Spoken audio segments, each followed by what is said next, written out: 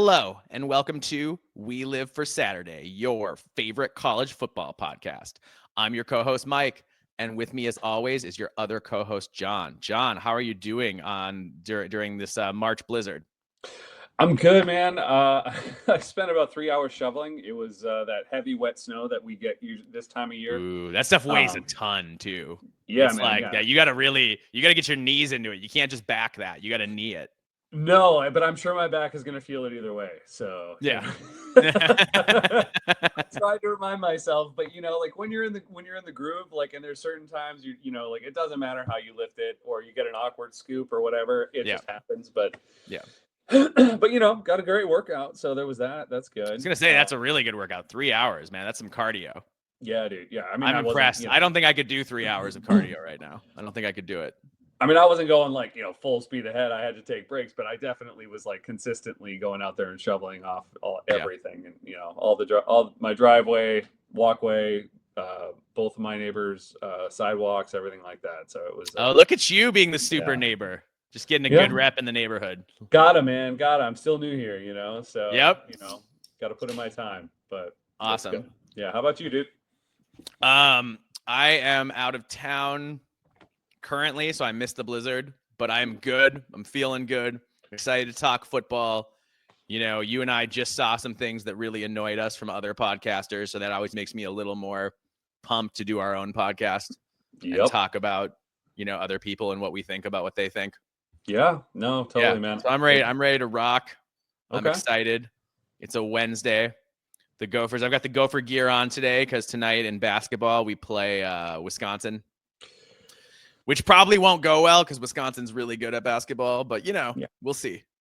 Yeah. Well, I feel like Gopher basketball, we play better against better teams. We do. And then we lose to the worst teams of the conference. They have 7. There are only 15 teams in all of college basketball that have 7 or more wins against quad one, what they call quad one, like tournament teams. Mm-hmm. And Minnesota's one of them. But then our record against quad 2 and 3 teams is terrible. Yeah. So it's like, I don't know, man. I don't know what we're going to get from night to night with this team. It doesn't make any sense. You usually know within about 8 minutes how it's going to go. Yeah. But this team is I'm just glad it's not football, man. I'd be taking years off my life. Oof. Yeah, absolutely. Yeah. Well, good luck to the Gophers tonight. And I'm not expecting a win either, but I'm not as big of a hoops guy as you are. I'm looking. No, you're a hockey guy. You're smart. Yeah. You're much smarter. Still, I grew up playing basketball despite my lack of massive height. Yeah. I probably should have grown up playing hockey, but my parents didn't want to be hockey parents. They just straight up said that. They're like, we don't want to deal with it. It's too much time. It's too much. It's too expensive. It's too much of a time suck. And then of course I ended up playing traveling basketball anyway. So it ended up being, so they ended up getting it anyway, but not to the same extent. Hockey's crazy, man. Oh, it's insane, dude. Yeah. No, I didn't either. Same reason. I love hockey, but I say same thing, man. I didn't play it because my parents said the exact same thing. They just were like, no, we can't afford that. And it's a ridiculous time commitment. You get burnt out. So yeah. Well, before we get rolling here, if you want to find We Live for Saturday, you can find us on YouTube, Spotify, Apple Podcasts, and Podcast Addict. You can find us on Twitter at We Live for B1GSat. You can find Mike here at Alibaba26. You can find me, John, at Norwegian Gopher. You can also email us, We Live for Saturday, b1g@gmail.com. Awesome. So to start off with, we're going to go in this episode, we are going to talk about the one thing that each Big Ten football team needs to improve going into next year. And then we're also going to talk Big Ten over-unders and whether we think what the over-under is for each Big Ten team and whether we personally think they are going to hit the over or the under. It's a little early to make this, prognostication, but it'll be fun now. We can do it now and then look back in October and think how dumb we were. Yep. Absolutely, which I'm sure we will be. I'm sure we'll make some mistakes. That's a good time. But before we get into that, and that's going to be a lot going into all that, we have to talk about the ACC, huh? The ACC made peace with Florida State and Clemson, at least temporarily. Well, I don't know if they made peace because Florida State and Clemson come out and they won in this, in my opinion. And I think the vast majority of people look at it that way, that Florida State and Clemson won because they're the ones who are going to benefit from the unequal revenue sharing now within the ACC. So that's new for everyone. So we don't bury the lead, which we sometimes do. The ACC has agreed to have unequal revenue sharing based on how well you do on the field and how many people watch your games, right? Yep. Yeah. I mean, Ross Dellinger said, under the proposal, the conference would create a new revenue concept that awards significant dollars to programs achieving higher television ratings and viewership in football and basketball, among other factors. The revenue formula would be based on a 5-year rolling average of Nielsen ratings generated by each school, a source said. The Media Value Initiative is expected to distribute millions to members in decreasing payments from most watched to least. So, yeah. Essentially, as we know, Clemson and Florida State have great, the viewership ratings are really, really high. They're helmet schools. So, yeah, that makes a lot of sense. But we've seen how this goes. As far as unequal revenue sharing, we saw it in the Big 12, and it did not go well. No, because the teams at the bottom of the conference aren't competitive then. Yep. Because they don't have enough money to compete. Mm-hmm. So essentially, what this has done, in my opinion, and I think the vast majority of people that that know anything about this, is that the ACC has now signed its own death warrant. Now, to me, we've been waiting for the ACC to fall apart, and now there just seems to be, we know when it's going to happen, and 2030 seems to be when that will happen. Not to say that the ACC will cease to exist, but it will not look anything like that it does now. The Big Ten will be looking to re-up its media TV media deal at that point, and I think the SEC around that time as well. And also there's going to be, each passing year, the buyout for these schools to leave the conference will decrease every year. So, I think there may be, it could happen earlier than 2030 for schools like Florida State or Clemson, possibly North Carolina. I think that as well. But essentially by 2030, the bigger brands will all be divvied up between the Big Ten and the SEC, is my guess. So, and then we'll see what Notre Dame does, because they won't have that to to be anchored to anymore. Yeah, if the ACC loses their best teams, then Notre Dame loses their best TV draws. Exactly. Yeah. So, yeah, we'll see. I think it'd be, in a way, like, it'd be kind of a fun exercise, and stealing this, as much as like we can't. Well, let me start with this first, then before we go into it, is On3. Ari and Andy Staples and Ari Wasserman. Basically, they keep there, or at least Ari continues to talk about, and I know Brandon Marcello brought this up too recently, I saw on Twitter, about how this whole talk about, well, when does the SEC and the Big Ten decide to do this? And as if that's enticing to them. And I'm not going to say it's an impossibility, but no, anything's possible. It's college football, but exactly. But we have to believe the Big Ten and the SEC got to the top by sharing revenue. Exactly. And having competitive games and having throughout the conference really good teams. Yep. You have to go to the very, very bottom of the SEC and the Big Ten to see teams that aren't competitive. And even then, usually some of our worst teams would probably be, pretty, maybe not great, but pretty average in other leagues.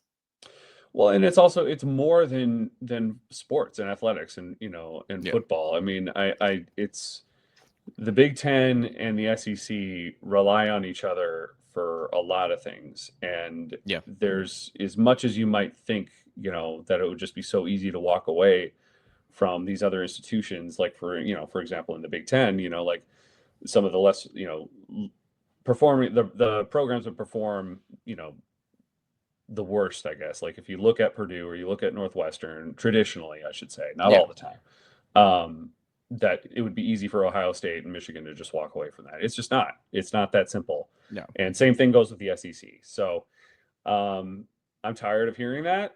It's not true. And it's funny that people like Ari, who talk about how they don't want a super league, but yet continue to talk about and push the narrative for a possible super league. Well, and they say they want parity, but then they want unequal revenue distribution. Get out of here.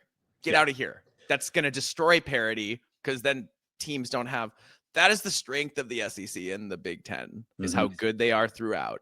And this dirty little secret that nobody wants to tell you is that the difference between the SEC and the Big Ten is that our bottom teams still draw really well on TV.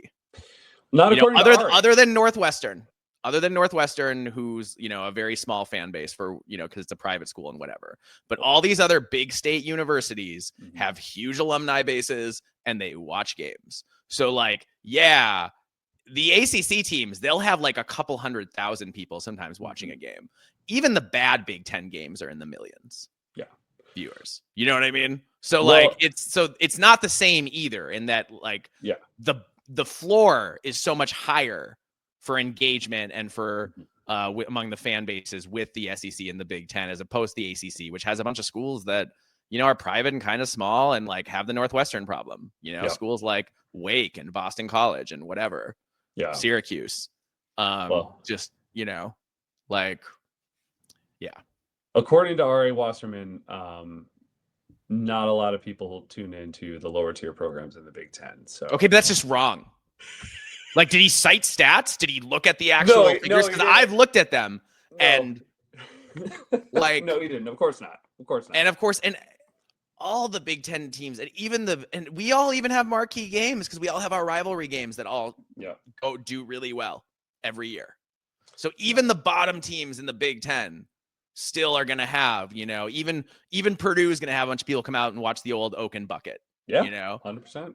Yeah, Iowa and Minnesota and Wisconsin, when those teams play each other, people are watching. A lot of people. So he only thinks anyone watches the game. That's it. It's Ohio State and Michigan and maybe Penn State every once in a while. Those are the only teams that apparently qualify in his book. But I don't understand how that guy gets paid. I don't understand how that guy gets paid to talk about college football. He's never had an insightful moment in his entire existence. I'm convinced of it. He's a joke, and it's funny how Andy sometimes just immediately changes the subject without acknowledging what Ari previously said because it was such a dumb statement that Andy just kind of pushes it along. It's really funny. You know what it's like? It's like when Paul Feinbaum used to go on game day and he would make the most outlandish SEC statements, and even the ESPN crew who works for the SEC essentially would look at him and be like, dude, you can't say that. That's just not real. That's not even close to real. You can't even pretend like that's real. And then they just stopped having him on game day because there were so many of those awkward moments. Yep. I don't know. It's bizarre, man, how some of these people continue to get work. We've talked about it before. And it's just, that's why we're here, and we try to contribute the best we can. Not to say we don't have bad takes or say something stupid every once in a while, myself, included. Obviously, not really. We at least do our research first. We try. We definitely do, and also admit when we might not know exactly what we're talking about. Yes. At least we have the ability to do that. So, anyway, so that's it. I guess I was going to have to do this little exercise, but we only have so much time. I figured we can pass over that. Not a big deal because it has to do with the ACC and doesn't matter with the Big Ten right now. So let's move on. It's going to be a couple hours before, or not a couple hours, a couple years before anything breaks. Yeah. At that point, the top ACC schools will get picked off by the SEC and the Big Ten probably. Yeah. Unless it goes so well having two automatic bids. That Florida State and Miami and Clemson think to themselves, it's a lot easier to get in the playoff in the ACC than it would be coming from the SEC. Yep.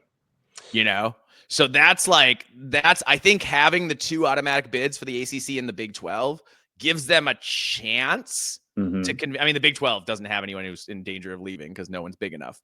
But I think it gives the ACC a chance to hold on to those bigger brands. Yeah. Because they could see, they might not want to suddenly be the 9th team in the SEC as opposed to the 1st or 2nd team in the ACC. I think I think that definitely factors in, but also we'll see how many reiterations of the college football playoff we have by then too. That might drive it one way or the other. So they might get more bids or they might get less because the Big Ten and the SEC are calling the shots. So we'll see. But either way, I don't think we're gonna have to worry about this for a little while longer. Other than the main point is that, in my opinion, and I think the vast majority of people see this as the ACC's death warrant. That this is over. So and now we just have a time stamp of when that's going to be. Awesome. Cool. All right. Well, we have entered March, which means the off season is only heating up. And we are decided we do the first exercise we're doing is taking each team and saying a specific thing they need most to improve or change going into next season. Could be coaching, players, combination of the two, could be a milestone they need to hit. It's pretty open-ended. But that is what we are going to do. And yeah, we'll just go through them. John, should I just start kicking through these from top to bottom?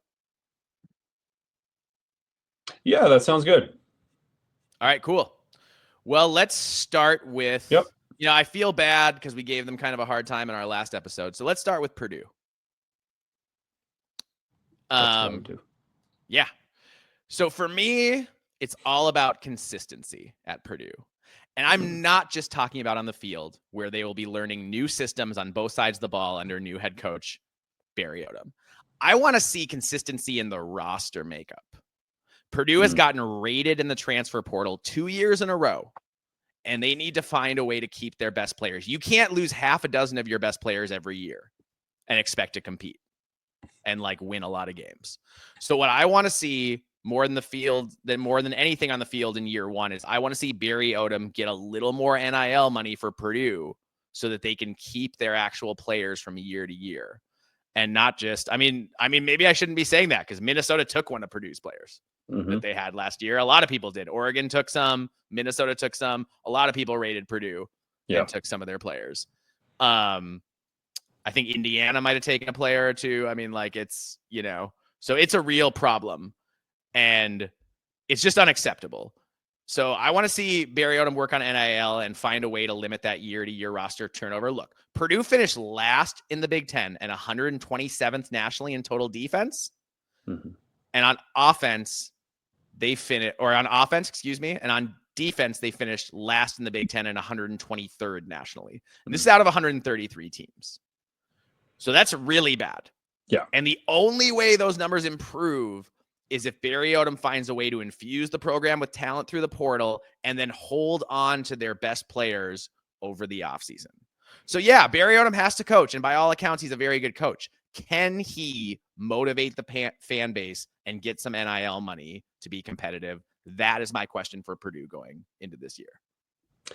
Yeah, I think that's definitely, I agree with you. I think that's the most important, just to kind of add on it, then, to not just reiterate everything that you just said, although that is a part of it.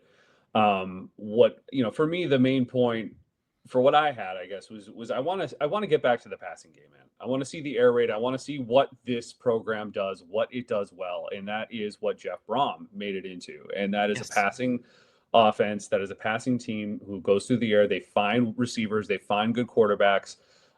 They may not always have a potent run game or an amazing offensive line, but they have a capable offense who can get it, throw it through the air, and that's how they win games. And by putting up points, racking up points. They may not always have the best defense, but they can rack up points.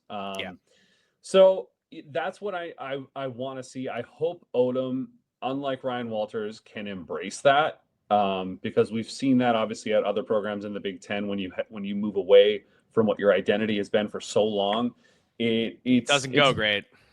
Generally, no. I'm not to say it can't be done, but most programs, unless you're Ohio State or Michigan or someone who recruits at an incredibly high level, that's not generally.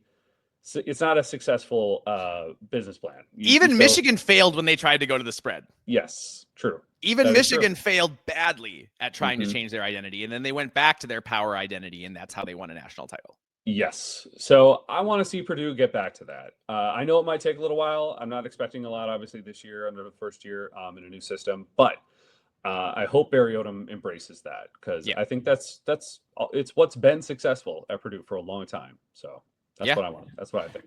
Awesome. All right. So let's move on and talk about Northwestern. So I think Northwestern's fortunes this season all come down to the passing game. They have been scrappy, if a bit undermanned on defense under head coach David Braun, so I will expect he will again field a relatively competitive defense this year. But Northwestern doesn't have the kind of O-line necessary to just push people around at will. They will need the passing game to be effective enough to help open up the running game. Their top skill players running back Cam Porter and wide receivers Bryce Kurtz and AJ Henning were all listed as seniors last year. Now, it's possible one of those guys has an extra year I didn't know about of eligibility, so I'm not saying for sure they're all gone. But if they are done with college, then you have production you need to replace. But I can talk O-line and wide receiver talent and depth until I'm blue in the face. It's not going to make any difference if the QB is subpar as their QB play was last year. Mike Wright got yanked after a few games because he completed just under 58% of his passes. Problem is the backup QB, Jack Lausch, was even worse, completing just 54% of his passes with more picks than TDs. That's a problem.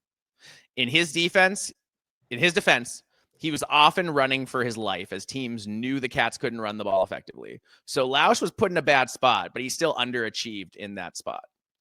Enter SMU transfer Preston Stone.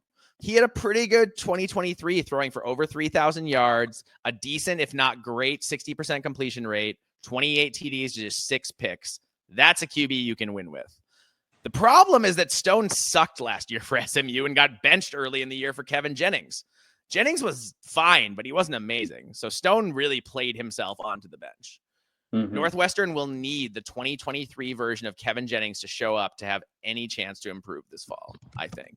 I also think young offensive coordinator Zach Lujan, he struggled to adjust to the Big Ten last year.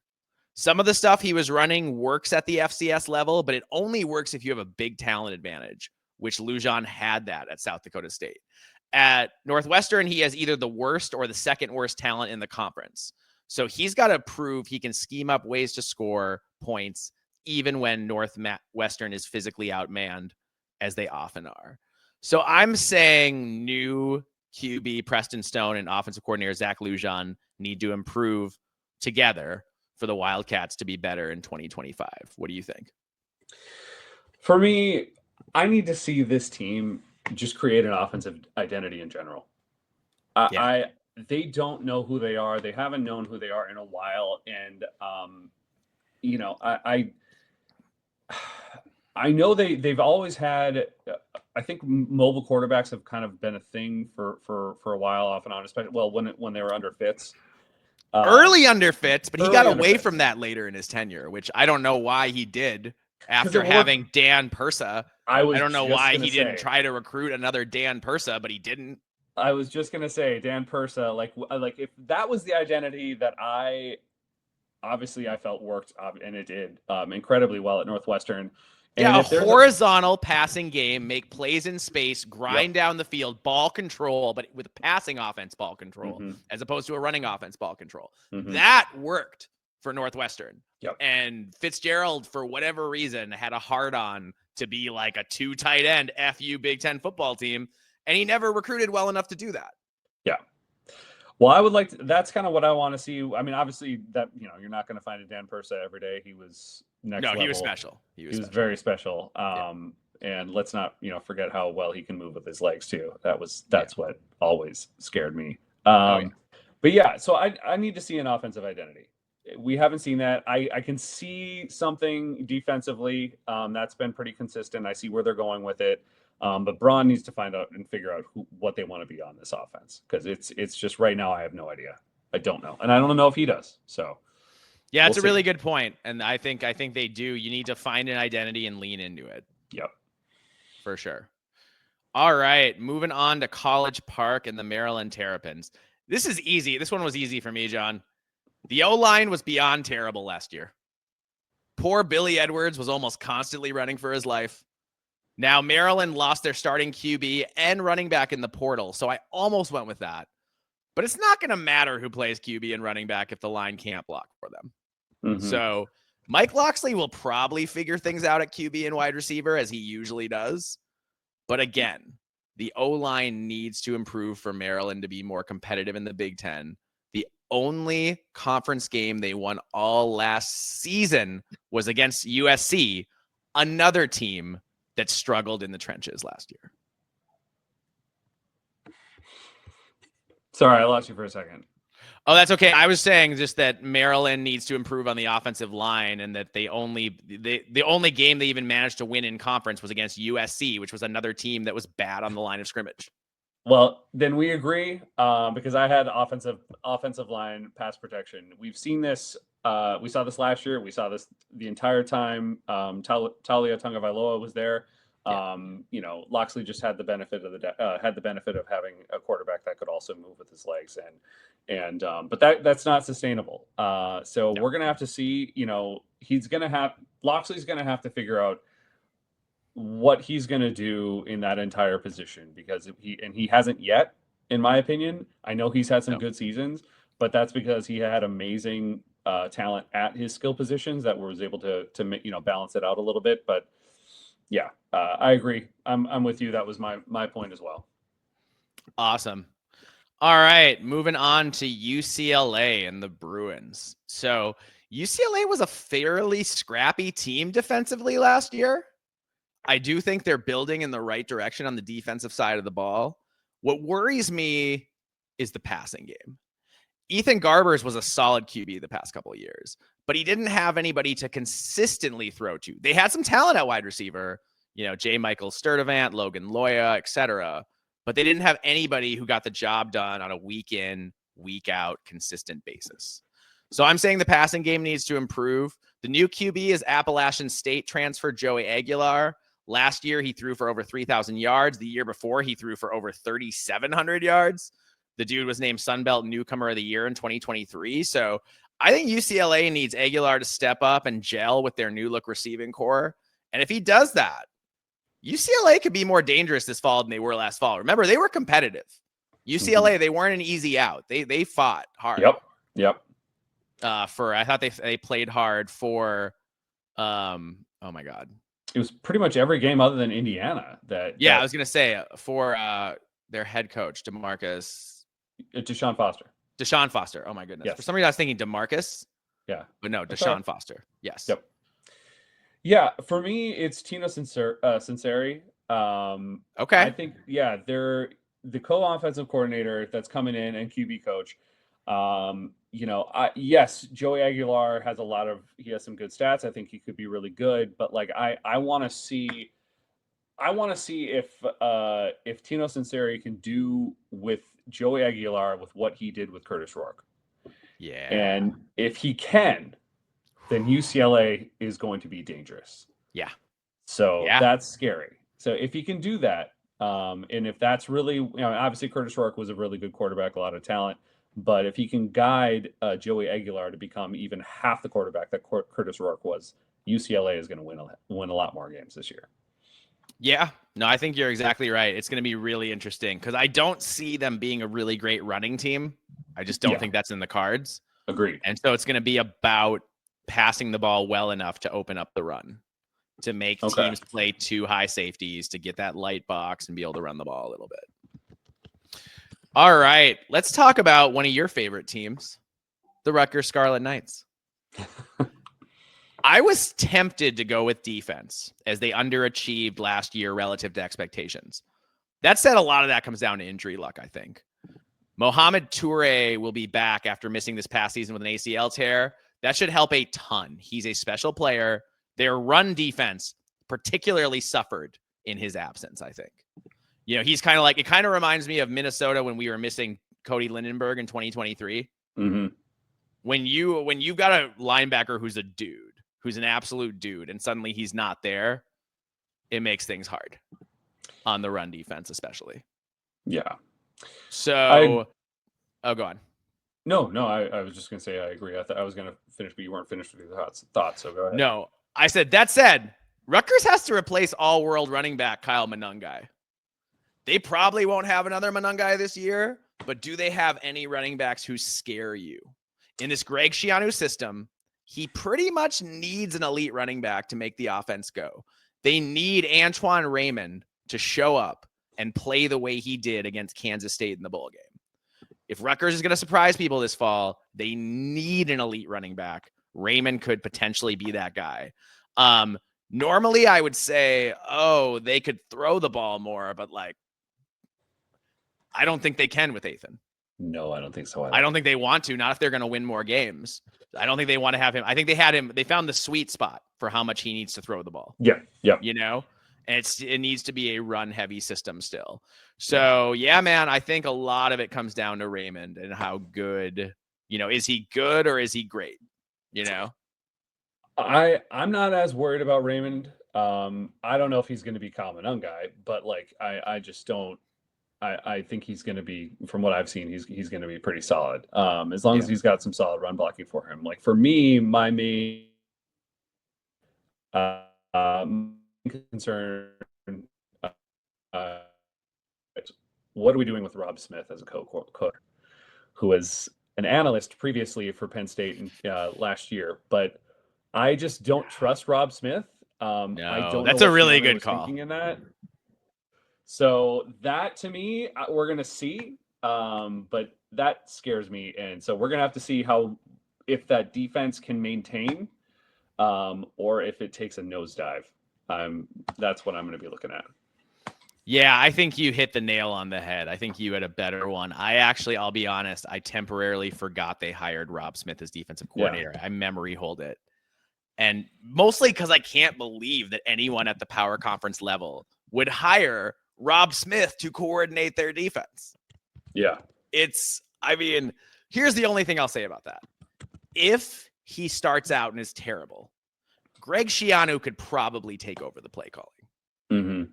If he has to, right? Yeah. He's a defensive guy, et cetera. But yeah, man, Rob Smith, that was a bad hire. Unless maybe Schiano knows something we don't, and Rob Smith is this reformed version of himself, and suddenly he's improved a lot from what we saw. But I don't know, man. What we saw was bad. It was terrible. It was like some of the worst coordinating I've ever seen on a college football field. Mm-hmm. Like it was like Tim Brewster level inept. Yeah, it was. Yeah. So we'll see. I'm not a good hire in my opinion, but yeah, I don't know. Scared. Yeah. All right, let's talk about Michigan State. So with Sparty, I was tempted to go with something on defense here.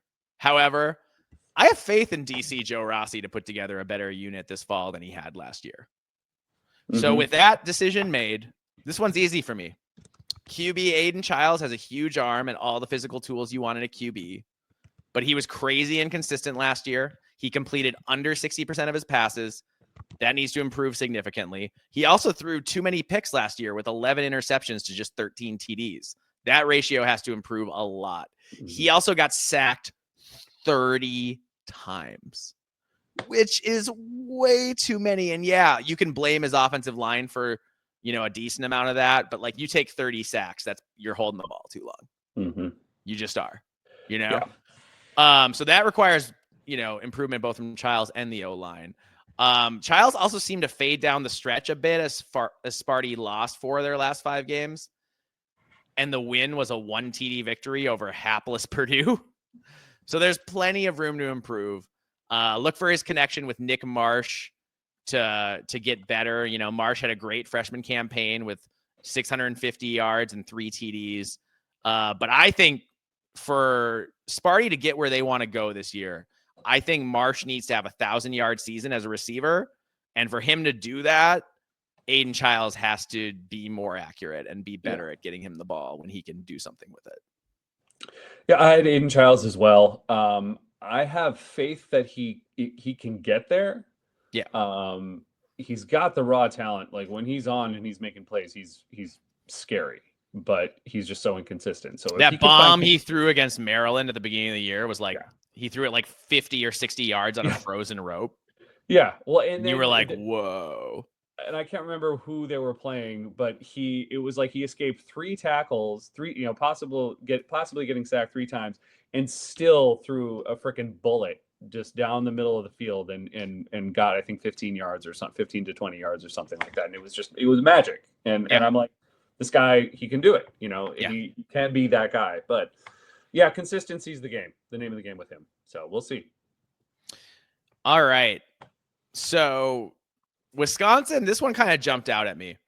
Wisconsin's abandoning the dairy raid after 2 fruitless years, and they're returning to a power running offense after wasting all their time changing their program identity for no reason. That means you need an elite bell cow running back to make the offense go. Yeah. Tawi Walker was good last year, but he's not the kind of game breaker that wins you games. You know what I mean? Yeah. There's some hope that Darian Dupree can step into that role, but he only averaged 4 yards per carry last year. It's not all his fault, as the O-line was mediocre and Wisconsin didn't run the ball as much as they should have under Phil Longo. But this is what I'm watching. When Wisconsin has been good, it's been on the backs of great running backs. Abandoning the air raid means that they need to find that game-changing running back who can make them more competitive this fall. I will be on pins and needles listening to the word out of spring camp in Madison. Because usually when Wisconsin has a star running back coming up, you hear spring ball rumblings about who the next big thing is. So I need to know if that guy is currently on the roster or not. Mm-hmm.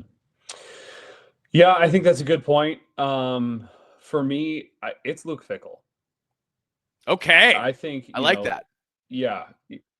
Luke Fickell and how quickly can he adjust?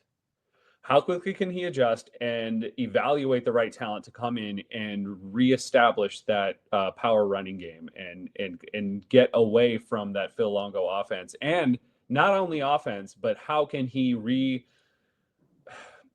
get that defense back to what it was as well? Because this is huge. Riding on him, this is a huge year. This is do or die in my opinion.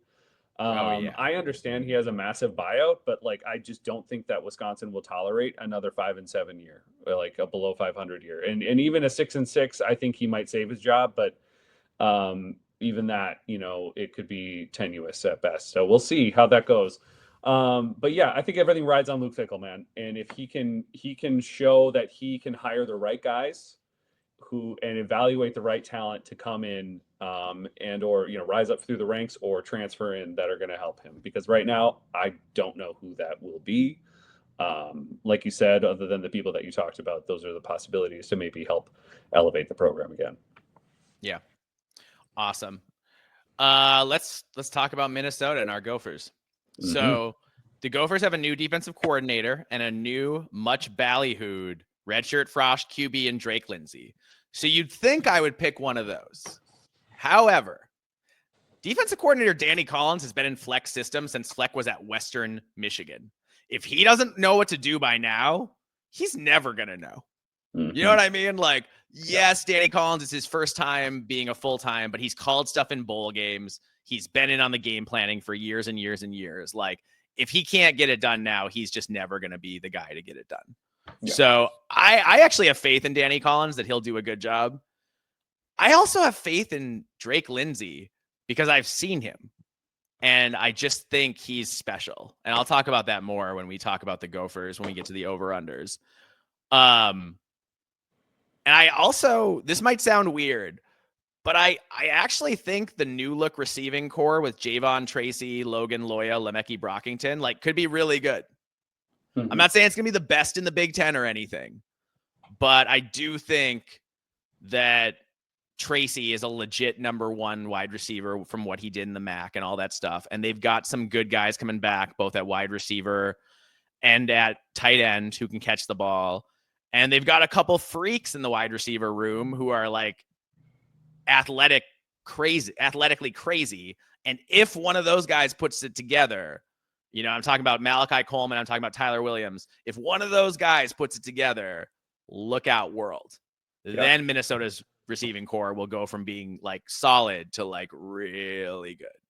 Yeah. What I'm not sure about, and this feels weird to say, is the offensive line. For the first time since Fleck's first year at Minnesota, the Gophers did not run block well last fall. In fact, they had to switch to a pass-first offense because for whatever reason, they just didn't run block as well as they have throughout the rest of Fleck's tenure. And also, they wanted to put the ball in QB Max Brosmer's capable hands. They wanted that too. So it wasn't just out of necessity, but it was partially out of necessity. We weren't getting the push in the running game that we usually get. So is that blocking deficiency? Is it a one-year aberration or is it a trend? I like O-line coach Brian Callahan a lot. I believe in him. That said, his group needs to perform better this year or else the Gophers are going to fall short of expectations. Yeah, the offensive line was my second choice. And it kind of goes hand in hand, I guess, like with what I was focusing on, because mine is, as much as I do have faith and I have a really good feeling about Drake Lindsay, mm-hmm. I feel like because of what we saw with Ethan, if we don't hit on Lindsey, it doesn't really matter what else we do. And That's true. that's kind of where my mindset is. Yeah. So it makes me a little nervous. Although, I think he has everything that you want in a quarterback. And like you said, what you've told me about and what I've seen myself as well, in little bits and pieces, I think he can be great. But we're gonna have to see. He's not a head case like I think we'll be fine. But he can handle the offense and be able to work that into the system and work him into the system. So I think he'll be fine. I think he did well studying under Brosmer, and I'm excited to see it. But Drake Lindsey's my guy. That's my point that I wanted to make.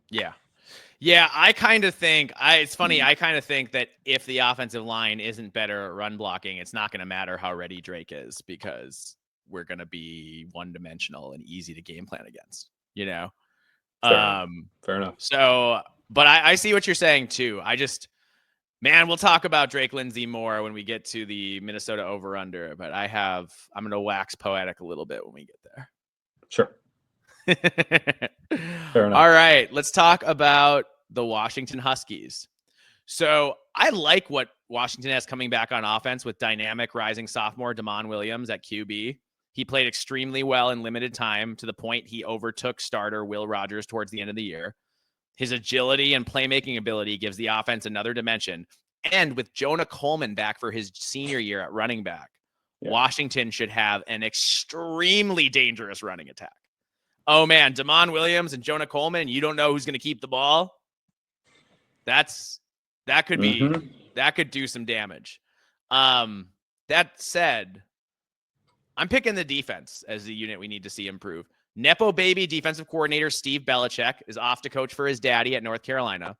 So Jed Fish hired former Purdue head coach and Illinois DC Ryan Walters to run the D. Now, Walters has had a lot of success as a DC, but his success largely came with a secondary at Illinois chock full of NFL draft picks. Walters likes to run an attacking style of D where he plays a lot of press man on the outside. That's good for stopping the run and blitzing, but it also leaves you open to getting torched if your DBs are anything less than stellar.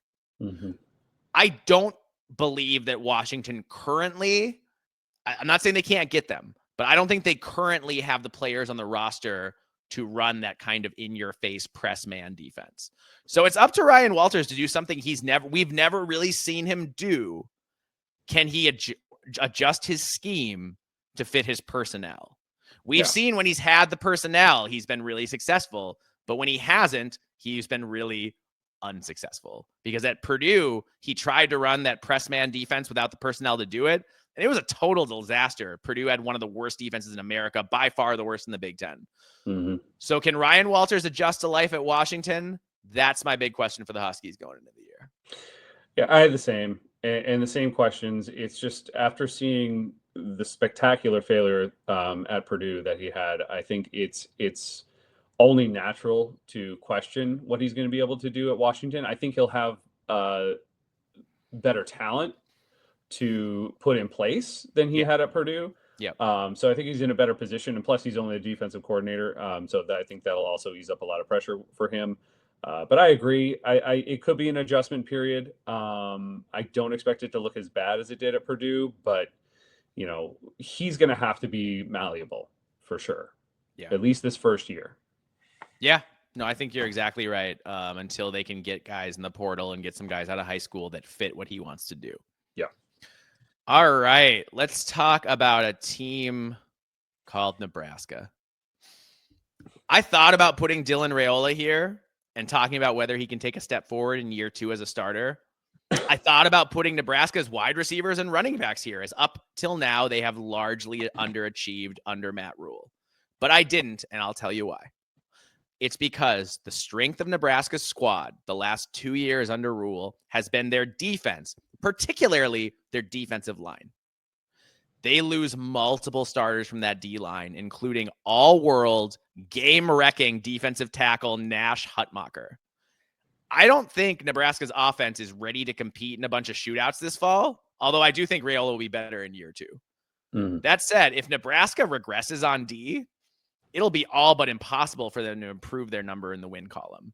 Nebraska needs to find a couple starters. I know they brought some guys in the portal on the defensive line. They need at least one absolute dude on the D line to soak up double teams, find a way to wreak havoc in the opposing backfield. Hutmacher did that constantly for Nebraska, constantly. With him gone and some other starters gone, not just him, who steps up now? Yeah, I had the same thing. For me, it's looking at Terry Braden, who's their new D-line coach, and filling in those positions, like you said. They have Ty Robinson, James Williams transferred, and then, like you said, and Nash Hutmacher's gone. Jamari Butler just transferred, or also transferred. And so they brought in Williams, I'm going to murder this name, One Mary from Mizzou.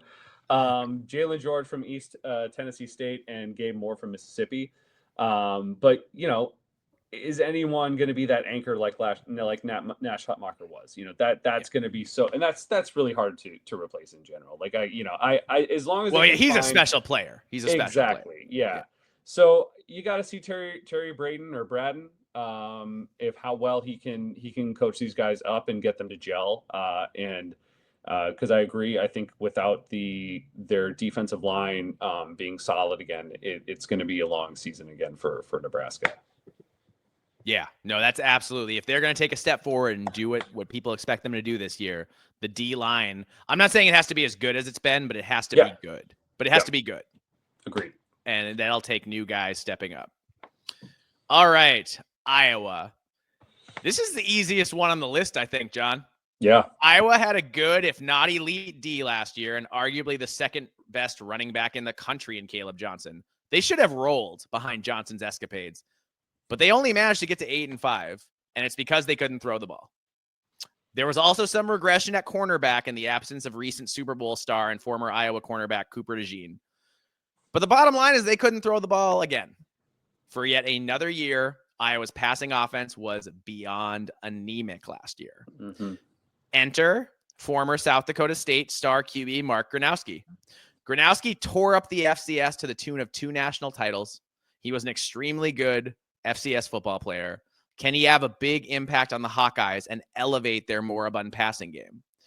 I think he can if he has the guys to throw to. So really, Gronowski's a question mark, but the bigger question mark for me is, does Iowa finally have an actual wide receiver who can step up and make plays this fall? They haven't consistently had that in many years now. It's great to have elite tight ends, but you need a wide receiver or two who can make plays to keep the defense more honest. Yeah. The problem with Gronowski taking over now is that he's currently hurt and will miss out on spring ball this year. That's crucial, as that's the time he should be starting to build a rapport with his receivers. And it also makes you think about Cade McNamara, man. And he missed spring ball. And everyone's like, oh, it's no big deal. He's missing spring ball. It ended up being a really big deal. Yeah. Ended up being a really big deal. So is this a big deal, or, does Iowa have, and, in Cade's defense, Iowa didn't have anybody at receiver. Yeah. So does Iowa have anybody step up at receiver now? And will Gronowski have time once he's healthy to gel with those wide receivers before the season starts? Those are my biggest questions for Iowa. The DB thing really doesn't bother me, as I think as long as Iowa DC Phil Parker is there, he's a genius and he'll figure things out. Yeah. But yeah, man, at wide receiver and that passing game, I don't know.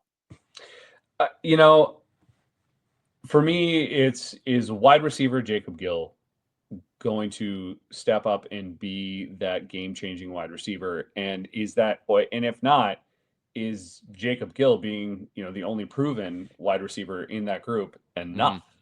Which is essentially kind of, I'm totally agreeing with you with what you said. Is Gronowski may be amazing, but without anyone to throw to, it's meaningless. And like you said, without Caleb Johnson there, Moulton is going to be, he's a solid back, but he's not Caleb Johnson. He's not Caleb Johnson. No. So are we going to, I know Iowa fans were excited about, scoring a bunch of points last year in a number of games, but that was really due to Caleb Johnson. Not to say that Tim Lester didn't bring in a better offensive game plan, and find some level of success in the pass game, but it was still nothing. The passing game was really bad. It wasn't great. It was improved, it was really bad, but ever so slightly. It was ever so slightly. really bad. I'm trying to get yeah. a little No, you're right. It was improved. Just, but like not much. Yeah. But not much. No. Yeah. So I'm with you, man. You know, is Jacob Gill enough? That's what I want to know. Yeah. I think that's a good question. Mm-hmm. All right, let's talk about a team we love to talk about, the USC Trojans. Oh, it jumped on me. Okay, here we go. You might think I would put the QB position here, and it is crucial. Jaden Mayava just isn't a quality Big Ten QB, in my opinion. Mm-hmm. USC didn't get anybody in the transfer portal, and they ran their best QB, poor Miller Moss, right out of town. So USC needs one of two things to happen. Either Jaden Mayava has to improve more than I think is possible or realistic, or true Frosh, blue chip recruit Hassan Longstreet has to be ready to start at QB from day one. Because Longstreet can't possibly be worse than Maeva was, can he? I don't think so. Yeah. They better hope Longstreet is a mature Frosh who works hard and knows he has a chance to start if he works hard enough. Lincoln Riley used Miller Moss as a scapegoat, and he ran him out of town. Agreed. Will he pay a high price for his hubris? Because it's possible that QB play falls off a cliff compared to what they had with Miller Moss. So we'll find out this fall. If the QB play isn't markedly improved, then things aren't going to get better. That said, this was a bit of a red herring, as I think USC's biggest deficiency last year was that their O-line couldn't pass block. Mm-hmm. Moss and Mayava were under constant pressure. USC had a good run blocking O-line, so they are hoping this year that the O-line can be a little better in pass pro. That'll help whoever wins the job to play better. USC only took 15 sacks last year, but they threw a ton of picks and were under duress in the passing game, because if the pass blocking doesn't improve, Lincoln Riley's best option would be to run the ball most of the time. And we all know in key moments, Lincoln Riley's not going to run the ball. Lincoln Riley's going to throw the ball, whether he should or not. So they better be better at pass blocking, or else that is going to get him in a lot of trouble. Well, I'm glad you brought up that last point, because the point who I wanted to bring up is, once again, it's Lincoln Riley. It is the head coach. Yep. That is because of the fact of his inability to not change his offensive game plan when need be. When the run game was working, he continued to throw the ball. And that was by no fault of Miller Moss. No. And that was all on him. I know we've had a lot of pushback from USC fans. And I get the fact that, Lincoln Riley has had a couple really good quarterbacks. Obviously he had a Heisman Trophy. I mean, he's had a lot of really good quarterbacks. So I understand why you would want to defend him and you believe in him. I can get that why people might feel that way, but last year that wasn't the case. And now you're playing in a conference with much better defenses that can protect against the pass. Yeah. And you didn't take any pressure off of Miller Moss by running the ball with a very good running back, Woody Marks, when you should have. Yes. And your run blocking was much better than your pass block. Much better. Exponentially better. Yes. And the fact that you didn't utilize that in key situations just shows me that, and it is Lincoln Riley. He was the one making these calls, and that's why he's the one. I think the greatest need is for him to be able to adjust. Yes. Yeah, man, Lincoln Riley needs to prove he's up to coaching in the Big Ten. Yep. He got outcoached repeatedly last year. Outcoached. And then he'd be like, we're really close. And it's like, no, dude, you are screwing your team. Mm-hmm. You need to make better.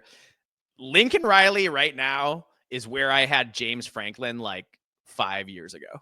Yeah. When he used to just make the most mind-numbing decisions mid-game on a regular basis. Mm-hmm. And Lincoln Riley does the same thing. And I'm just like, is Lincoln Riley going to get better the way James Franklin has gotten better? Because James Franklin has gotten better. Yeah.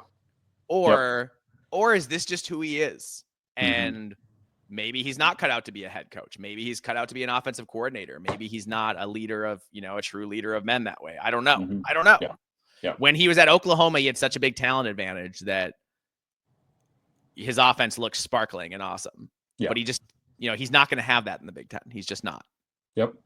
Agreed. You're playing against NFL defensive talent every year or every week in the Big Ten. So yeah, man, this is a big year for USC. It's a big year. We'll talk about it more when we get to the over under. Yep. All right. Moving on to Champaign and the Illinois Illini. Illinois is in a great spot. They bring back like 18 starters, including star QB Luke Altmaier, who was fantastic last year. They're a preseason top 10 to 15 team. So for me, it's two things with Illinois. They need to replace 2 star receivers in Pat Bryant and Zachary Franklin. Whether or not they can replace their production, I think largely decides how the upcoming year goes. Does Illinois make a playoff run, or do we see regression because they weren't able to replace all of that production at wide receiver? Also, and this is less tangible, Illinois kind of snuck up on people last year. Yeah. Nobody expected them to win 10 games and be a threat to make the playoff. Now, nobody's getting surprised by Illinois. They're not catching anybody off guard now. Everybody knows how good they can be. So how does Illinois handle the elevated expectations? Illinois football has not had expectations this high since Ron Zook took them to the Rose Bowl. Over 20 plus, about 20 years ago now. I think so. Yeah, 18, 20, something like that. So how do the Illini handle the elevated expectations? How do they? It's different when you become the hunted and not the hunter. Very true. And how does Brett Bielema make his team still be the aggressor, still be the hunter, still be the attacker now without those superstars at wide receiver? No, I agree. I think that's, I was having a tough time figuring this one out because they're bringing so much production back, and I do think that they're going to be very, very good. And I think that Bielema is definitely up to the task. He's going to have to prove it. This is going to be another year. I have another one coming up here, but I think that this is another head coach that is going to have to prove that it's not just a one-off. That he has to be able to show up and do this again consistently. I think, we've talked about this before, about how Illinois always finds, 1 or 2 wide receivers somehow that are amazing. It sure seems like they do. And I don't know whether they're bad or good either. It doesn't seem to matter if they're good or bad. They always have some guy, 1 or 2 guys where you're like, oh man, that guy's a little dangerous. So I have faith that they'll be able to do that. It's just going to be Bielema, showing that he can do it again, and I agree. I think showing that he can continue to be aggressive.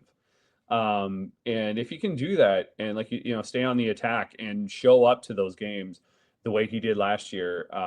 And I think that this is going to be a really dangerous team. I do not look forward to, do we play them this year? Do we not? No, we don't. We don't. Okay. I know we beat them last year. Yeah. Well, I'm glad wash my hands of it. I'm glad we don't, because Bielema definitely would have that one marked. And I know. I'm super glad. When I saw that, I smiled. I was like, oh, good. We beat Brett, and now we don't have to play him. Perfect. Perfect. Hopefully he'll forget about it next time we do. That won't, but Hopefully he's at a helmet school the next time we play Illinois. Sorry, Illini fans. Sorry. This is the Gopher fan in me speaking. Yep. Hoping that you're awesome coach. I actually got in an argument today, John, on Twitter about who was the better coach, James Franklin or Brett Bielema. And I said Bielema, and I had some Penn State fans pretty upset with me. But I was like, look, man, James Franklin, Brett Bielema never got to coach at a place like Penn State. It's true. He's been at Wisconsin, Arkansas, Illinois. And what he's done, the Arkansas thing didn't go well, but what he's done at Wisconsin and Illinois is amazing. It's amazing. Yeah. And yes, I know James Franklin also won at Vanderbilt, but for like 2 years, and it was when the SEC East was really down. Now, again, he won 9 games 2 years in a row at Vanderbilt. So James Franklin is a great coach. He's a great coach. But I just think Brett Bielema is about as good as it gets coaching wise. I totally agree. I think so too. It's just so much harder to do what he did at those programs, and especially Illinois right now. Especially what he's done at Illinois. It's been incredible. Yeah. Speaking of incredible, let's go to Bloomington. Talk about the Indiana Hoosiers and Curt Cignetti. So what I wrote is, can lightning strike twice? And by that, I mean, does new QB Fernando Mendoza have the juice to replace graduated superstar Curtis Rourke? Rourke was an absolute revelation last year, dominating every week other than against Notre Dame and Ohio State. He made second team all-conference, only behind Dylan Gabriel, in a league that also included Will Howard, Luke Altmaier, Max Brosmer, etc. It was an impressive year to be second team all Big Ten. Fernando Mendoza, man, he was really good at Cal as a frosh. But now he'll be joining a tougher league with much more talented defensive players. How well does he adjust? Mendoza has a little bit of an uptight frat boy face, but on the field, he's actually a cool customer, completing nearly 69% of his passes last year. He threw 16 TDs to just 6 picks. So is Mendoza going to replicate that in his first year at IU? If he does, Curt Cignetti's squad will make a playoff run again this fall. In a related question, does Curt Cignetti actually walk on water? Many people are asking this, and by many people, I mean me. The guy's never had a losing season, just had IU's best modern season ever in year 1. So what does Cignetti have cooked up for an encore? Man, I can't wait to find out, especially because we don't play Indiana either. Well, just like Brett Bielema, I have the same question with Curt Cignetti. Like you said, can he do this again? Can he prove that he's not a one-hit wonder in the Big Ten? Obviously his track record will, the narrative is that he will prove that he can do this again. Will it be to that same level of success? We have yet to see. But if he can win 8 games, man, I think that's a total success. So, if he can win 8 games, I think he can have next year, after what he did this year, I think he can have any job he wants. Exactly. I mean, these are including Indiana. Yeah.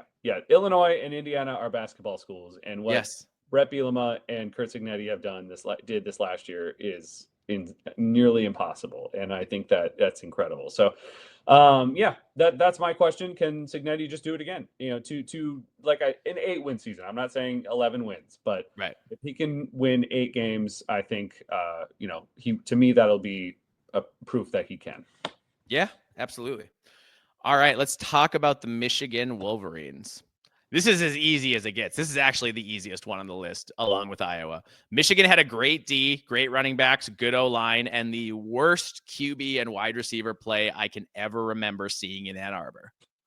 This is the second best program historically in the Big Ten. For them to be totally incompetent in the passing game last year was beyond shocking. It was an indictment of first-year head coach Sharon Moore. Moore better hope that True Frosh Bryce Underwood is ready to take the reins at QB. I like QB transfer Mikey Keene from Fresno State, but Keene doesn't have nearly the physical tools that Underwood does.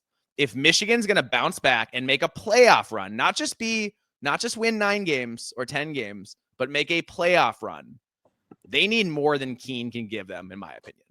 They need Bryce Underwood to look like freshman Trevor Lawrence once did at Clemson. That is a ton of pressure to put on one kid, one of the most high profile jobs in all of college football. Is Underwood up to it? Sharon Moore's job may hinge on that answer. Because if he goes 8-5 or worse again, I don't think there will be any hesitation for Michigan to fire him and move on to somebody else. Michigan is not going to accept 2 down seasons in a row, especially now that they have the number 1 recruit in the nation in quarterback Bryce Underwood. Yeah, my question is, with the schedule that they have, which is incredibly easy this year, can Michigan make a playoff run? And that's on Sharon Moore. And if he can't, with that schedule, then roster, then I just don't. Then to me the writing is on the wall. So that's really my only question with that is, again, it's the head coach. And if he doesn't make a playoff run, then it's a failure of a season in Michigan. Mm-hmm. Brady Hoke once said every Michigan season that doesn't end in a championship is a failure. Brady Hoke got fired at Michigan. Yes, so, Sharon Moore, it's time, man. It's time to put up or shut up right now. Yep. Where Sharon Moore is in year 2 is where Matt Rule is in year 3. Mm-hmm. People are done with excuses, and they want to see big time winning right now. Yep. All right, let's talk about Oregon and the Ducks. Oregon is reloading both from their own rosters and from the transfer portal. I think Dan Lanning has shown he's a capable coach who can do big things. New starting QB Dante Moore is getting rave reviews from what he did during his redshirt year. Can Moore be an upgrade from Heisman finalist Dylan Gabriel? I don't know if he'll be as accurate as Gabriel was, but I don't know that he won't be either. But he's a much better athlete than Gabriel. So it's possible that Dante Moore is even better than Gabriel is. It's also possible that Moore makes a lot more mistakes than Gabriel did. Either way, I'm not picking Moore as the thing that needs to improve the most. I am picking Dan Lanning in the late regular season and postseason. He has had some troubles there, and it's the only blemish on what has been an incredible tenure for Lanning so far. Can he be consistent again next year, but also do better in the postseason? We are putting expectations sky high because Lanning has earned that with his dominance first in the Pac-12, but then winning an outright Big Ten title in year 1. That's really heady stuff. Oregon is so close to that national title level. They're so close they can taste it. Can they take another step in that direction? Can they do better in the postseason this year? That is what I'll be watching. I'm also curious about how the new look D-line plays come fall. Mm-hmm. For me, it's they already won the Big Ten. Can they win a national title now? Yep. And that's really it. Like, right, with Oregon at this point and Dan Lanning, it's national title or bust. And I think that he needs to do that this year, or at least get to the national title game to prove that he can take that next step. I think they can. I mean, like you already kind of touched on, the talent that's there is absolutely insane. Outrageous. And Dan Lanning has proven to be just a fantastic coach. So, can they get to or win a national title? That's my only question. That's all I want to know. Awesome. Yeah, I think that's fair. All right, Ohio State. Look, we know Ohio State lost a lot off that national title winning squad. But we also know that Ohio State doesn't rebuild. Ohio State reloads. They sign a top 3 recruiting class every single year. They have the players to make a run at another Big Ten and another national title, or another, I should say, at a Big Ten title and another national title, since they didn't win the Big Ten this year. My question for the Buckeyes is, I just have one question. Can Ryan Day finally beat Michigan again? We saw him try to play conservatively against Michigan to disastrous effect. Not only did Ohio State, now I'm getting heated. I'm actually mad about this. Not only did Ohio State refuse to throw the ball downfield to their talented all-world receivers, they also insisted on running the ball against Michigan almost exclusively inside, even though every time they ran outside, it worked. But they just stopped and just were like, we're going to run inside zone 45 times, and I'm going to pull out my dick, and we're going to win. And he pulled out his dick, and it turned out it was cold outside. November. What are you doing? So Ryan Day basically tried to beat Michigan without an aggressive game plan. Mm-hmm. He thought, my team is so talented that he could win the game by just limiting mistakes. He was wrong. And it almost cost them a shot at a national title that they just won. So for Ohio State, I don't care if you repeat as national champions.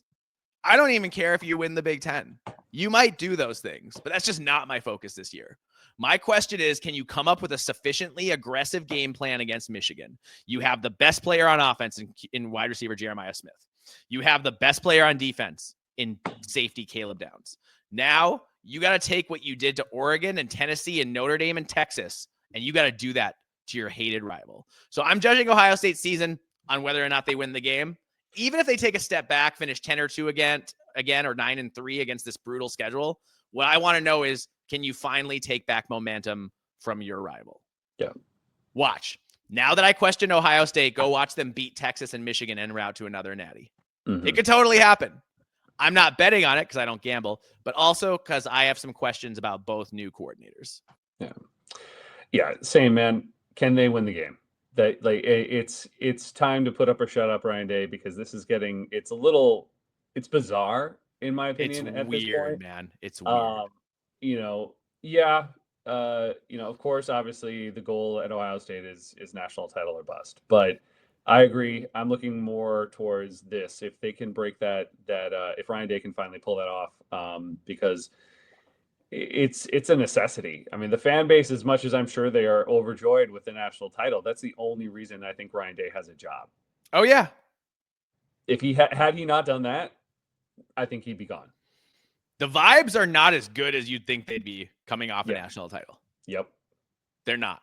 Like it's a reprieve. Ryan Day can take a deep breath. But if he loses to Michigan this fall, he will be right back on that hot seat. Agreed. No matter what happens.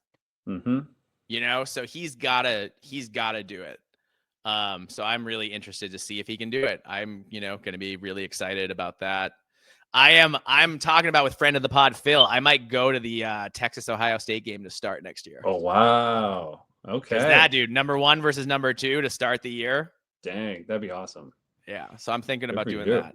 So we'll see. We're still in early stages. Okay. All right. Finally, we got Penn State. Penn State's all in on winning the Natty this year. QB Drew Aller, all-world running back Nick Singleton are back, along with dangerous second banana running back Katron Allen. Penn State had an unbelievably great D last year, ranking 7th nationally behind superstar D-end Abdul Carter. Carter and star tight end Tyler Warren are off to the NFL, but almost everybody else is back. Can they finally make a run at a Natty? Can they break through and win the Big Ten for the first time in nearly a decade? Penn State's all in. And I think what will determine their success, and I'm not breaking any ground here, is the passing game. Drew Aller had really good stats last year, but most of that was thrown to Tyler Warren. And he made some big mistakes in big games, particularly that late interception, throwing late over the middle against Notre Dame, handing them the victory on it. I mean, he's like a loaf of bread out of the oven. He handed them that victory. So that was but at the same time, if he let's say he doesn't throw that pass, he could have easily completed a pass on the next play that set up a field goal, and then all of a sudden they're carrying him off the field. It's that close with Drew Aller. It's that close.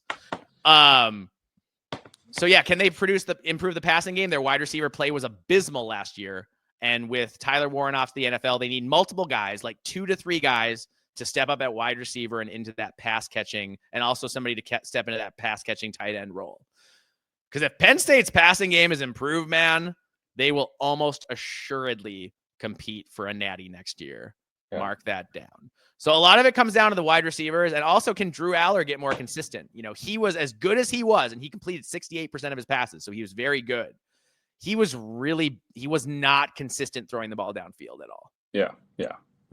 And he needs to hit some of those. When they throw those deep balls, he's got to hit more of them, because he's got when you got guys open down the field, you just got to make it count. Yeah. I agree with all of that. I think that's definitely some very important points. For me, it's James Franklin has to find a way to beat either Ohio State or Oregon or both during the regular season. And it has to be one of them. And if he can't, then again, you're looking at another 10-2 season, and it's a disappointment. And they'll make it to the playoff, but I just don't have any hope for that, for them to make it too far, because I just think if you can't beat one of those teams, then that just shows you right there that they don't have what it takes to win it all. Yep. If you can manage to do that, all right, I'm bought in. Yeah. Oh yeah. So, if they win one of those, if they split against Ohio State and Oregon and go 11-1, that's a national title run. That's what I'm saying. So I got to see that. I got to see James Franklin take that step. And if he can do that, all right, then this is going to be a dangerous team. Awesome. All right, John, we got through the one thing every Big Ten team needs to improve. Should we move on to our Vegas over-unders for each Big Ten team? And we are going to pick every Big Ten team and whether they're going over or under. All right, let's do it. Oh man, somebody's gonna dig this up and hold us to this in like November next year. I know it. I know they are. And we're gonna have a million different ideas and a bunch more information by then, but people are gonna come back and be like, "You said this in March." Good. I hope they do. All right, I'm gonna just go in the same order for these, if that's cool. That's fine. Yeah. All right, we'll start with Purdue at 3.5. I have Purdue going under. I give them wins against Ball State and Southern Illinois. However, Purdue's athletic director is doing the Coach Barry Odom no favors with an out-of-conference tilt against Notre Dame. Why? Why do that to yourself when you're rebuilding? They will almost assuredly lose that game. Also, Purdue has a tough Big Ten draw in that they get a lot of the upper half Big Ten teams on the schedule. The good news is they don't have to play Ohio State, Oregon, or Penn State. The bad news is I still see 2 to 5 wins on the schedule total, and I think Purdue goes under. Yeah, I think they go under. I think a successful season will be 3 wins. I'm more than likely, I would say this would be more realistic if it was 2.5 rather than 3.5. Yeah. And for all the valid points that you already made, so I don't really have. Well, it's like we talked about; they've just been picked over roster wise, and it's a new coach, it's a new system. Like it's gonna be tough.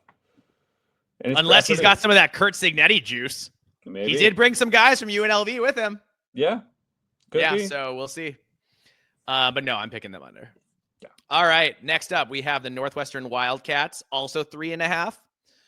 So they have Western Illinois and ULM. They should win those. The problem is they start the season against a plucky Tulane squad. Tulane is a dangerous group of 5 program. They nearly beat Kansas State last year. Kansas State needed a fumble return for a touchdown, I think, to win that game, like late in that game. And they went to win that game by a score. And they went 9-5. So they put up a lot of points in their wins. Game 1 is always tricky too. You know, that first game of the year and you're trying stuff out and making mistakes and guys don't really know their roles yet. And there are new guys who haven't played much, who are under the lights, and you don't know how they're going to react and you don't know what kind of mistakes they're going to make.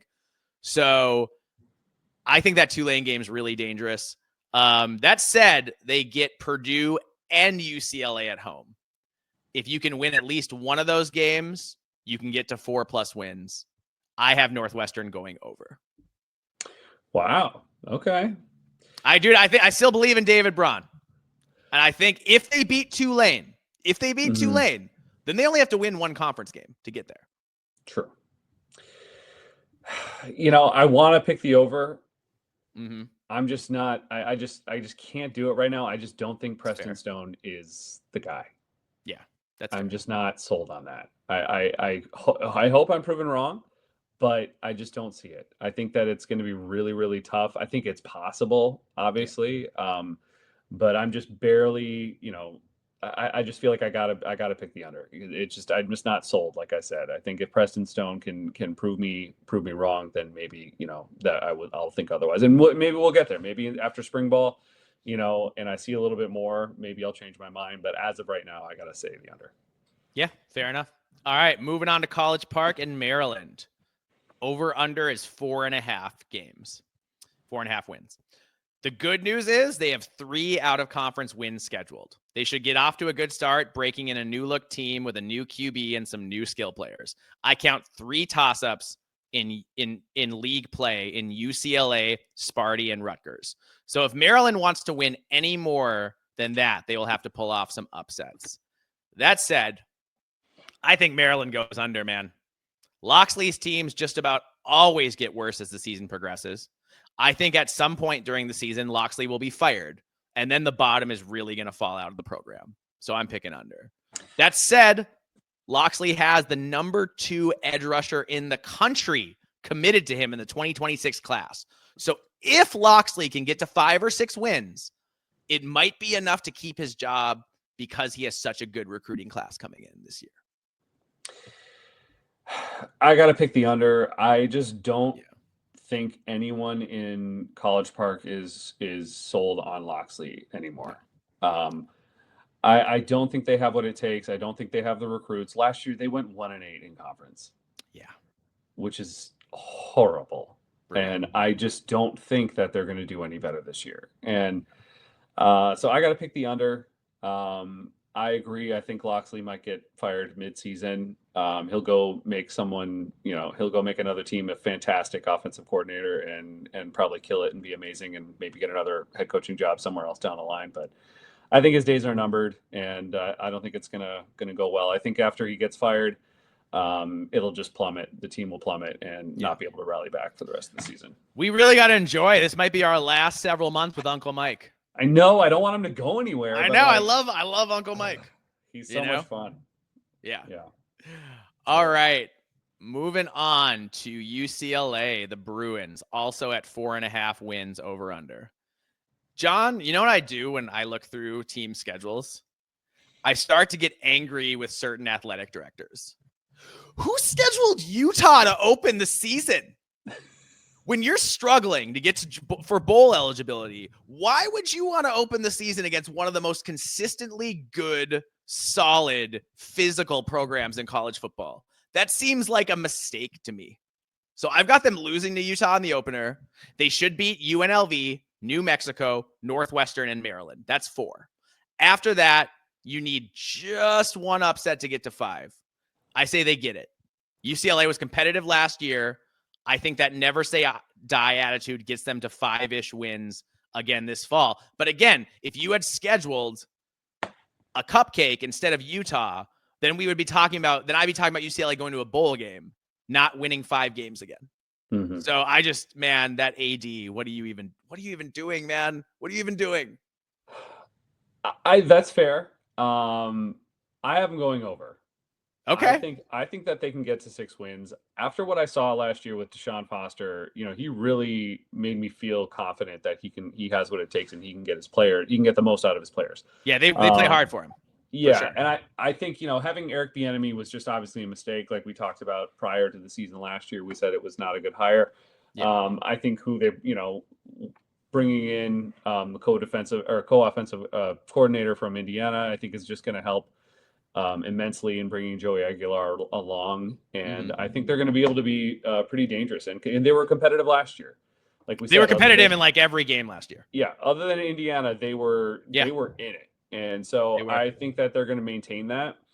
I think that they're going to get to 6 wins this year, I at least. So I think they're going to go bowling. And that Indiana game came at the beginning of the year when they were still breaking in a new system and all that kind of stuff. So it's kind of understandable that's where, and also Indiana was really good last year. Exactly. So it's understandable. But even against LSU, they were in that game. Yeah. Against Penn State, they put up somewhat of a fight. You know, they weren't just getting dog walked, Nope. Yeah, no, I'm with you. I mean, not in them going over, but I'm with you in that I think they're competitive. I think they're a competitive, dangerous team, right? Yep. This is the Big Ten. Even the teams that don't go bowling are mostly dangerous as hell. Mm-hmm. Yeah. All right. Next up, we have Rutgers at 5.5 wins. So Rutgers has 2 MAC teams on its schedule, but they are very solid MAC programs in Ohio U and Miami of Ohio. So you absolutely need to win both those games. Norfolk State, that's a win. That gets you to 3. Can Rutgers go 3-6 or better in the Big Ten? They got to beat Purdue and Maryland and then pull off an upset somewhere else. I like Rutgers. I like Greg Schiano. But I fear the program takes a step back this year without Kyle Monangai toting the rock. Normally, I would say you got to throw more. But again, with Ethan Kaliakmanis, I don't think you can throw more. So I have Rutgers going under 5.5 wins. Yeah, I do too. Really? That shocks me. Yeah, I know. I think 6 wins is possible, but with Ethan as a quarterback, and I think knowing now what the Big Ten can prepare for with him, and I think I don't know. I think like Kirk Shiraka, after in like year 2, people figure out what he's going to do as well, and it just doesn't always go as well. Once people figure out how to take away his take on the RPO, Kirk Shiraka offenses are a lot less dangerous. Exactly. And also Ethan just being a head case as it is and not being consistent. I think that's also going to add to that. So, yeah, I don't see it going well offensively. I think Raymond is going to be great. I think he's going to turn out to be a really good running back, but it's not going to be enough. And also, yeah, man. I mean, Rob Smith, as a defensive Rob coordinator. Smith. Sorry, I just can't. I can't. It's hard to come back to that, man, and believe that they're going to do any. Like, I feel like the defense could fall off a cliff. They could go from being very good to just terrible, because that's what Rob Smith does. He puts out terrible defenses. Exactly. So he makes things too complicated, and his players don't play fast. They get tentative, and then how many times were our players like one step late when Rob Smith? Always. All the time. Always. All the time. No matter what we were running, they were so tentative because he reportedly filled their head with so much stuff and had so many checks that they couldn't play fast. It's not the NFL. You got to strip it down and make it something digestible for college players. Yep. All right. Next up, we have Michigan State at 5.5 also. So Youngstown State and Western Michigan are both wins. They have a somewhat tricky game against Boston College. I respect head coach Bill O'Brien, but I'm giving Sparty the edge there. That gets them to 3-0. So without Ohio State, Michigan, or Oregon on the schedule, Michigan State has a real chance to break through and make a bowl game and do well this year. I think they pull it off, although right now, I admit I'm not sure where the 3 wins come from. But Jonathan Smith's a great coach. Aiden Childs and Nick Marsh are a dangerous connection. I think Sparty takes a step forward this fall, makes a bowl game. So I've got Sparty going over. Same thing. I think Jonathan Smith is going to have this team ready. I think Aiden Childs is going to improve. And defensively, I think Rossi's going to have his system in place a little bit better and have some players that are going to be able to pull it off. And they'll be good. I think they'll be competitive, and I think they'll be a tough out. And for sure, at least make a bowl game this year. Yeah. All right. Our last 5.5 win total, Wisconsin. Wisconsin has an absolutely brutal schedule. Miami, Ohio, and Middle Tennessee should be wins. Although Max in the chat, whose second team after Ohio State is Middle Tennessee, I'm sure he'll be talking a lot of crap about that one. That said, the schedule gets really tough from there. At Alabama, at Michigan, at Oregon, at Indiana, at Minnesota. Home games against Ohio State, Iowa, Washington, etc. That's an absolutely brutal schedule. So I'll give them the 2 lesser out-of-conference games, but they're not riding into Tuscaloosa and beating Alabama in September. It's not happening. Yep. They should beat Maryland. Then I see a combination of losses and toss-ups. Wisconsin will have to win at the margins and really capitalize on the games they have the best chances in. They might only be favored in 4 games all year. So I think they get to 6. I'm not sure how or whom they beat, but isn't Fickell too good of a coach to keep losing at the rate he's been losing? I think it'll be 6-6, 7-5, as that schedule is a gauntlet. But Fickell needs to get back to a bowl game this year to quiet the restless natives. I think he finds a way to do it. And if not, it's year 3. It's year 3. If Luke Fickell misses a bowl game this year, don't you have to fire him? Yeah. Can you really run it back for year 4 and say we've had losing seasons 2 of the last 3 years, including last year, but we're going to run it back anyway? Yeah. I don't know, man. I think it's do or die for Luke Fickell, and I think he knows it. And I think he's going to scratch and claw and do whatever it takes, to get them at least to 6 wins. But I don't know, man. I don't have any. I will say, most of these, I'm like, oh, I'm confident in the over. Oh, I'm confident in the under. I have no confidence with Wisconsin. I don't have any idea, man. They could be really improved this year and look really good and be this plucky team that comes out of nowhere and go 7-5 against a brutally tough schedule, or they could just fall off a cliff and it could all come apart at the seams. I don't know. For me, look, I agree with you. I think it's definitely possible, but I think it's going to be insanely hard. Not only is that schedule ridiculous, but I don't have much confidence in Billy Edwards Jr. Now, do I think he's better than Braden Locke? Sure. I think he's more competent for sure. But he's better athlete. Yeah, a little more accurate. It's a massive upgrade by any means. No. And again, we're looking at this offense, which I think, I want to think that the offense is going to get better because they're going to go back to that power run offense.